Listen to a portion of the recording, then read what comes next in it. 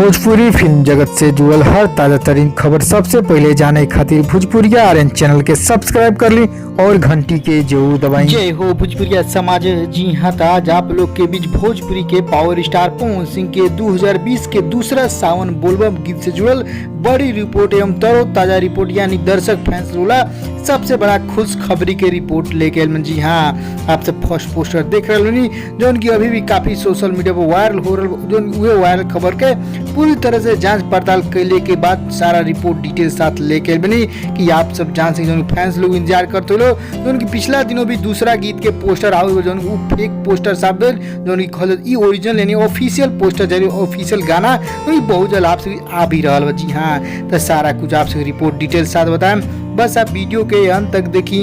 उससे पहले एक और रिक्वेस्ट करें आपसे कि यदि आप भोजपुरिया आर्यन चैनल पर नया बानी तो जुड़ जाए, सब्सक्राइब कर ली और एक घंटी के आप जरूर दबा दी।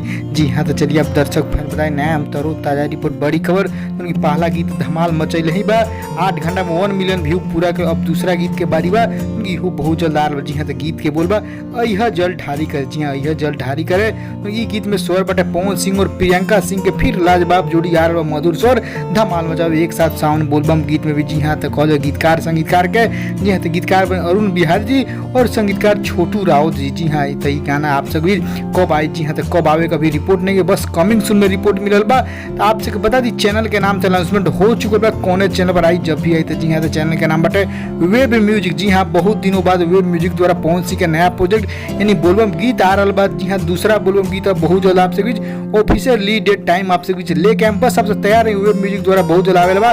खुश खबरी खबर कैसा ना खबर पसंद लाइक शेयर करें दबा के ताकि सारा फैसला को जान लो। पवन सिंह दूसरा ऑफिशियल बोलबम गीत के खबर आगे भोजपुरी रिपोर्ट शेयर करें।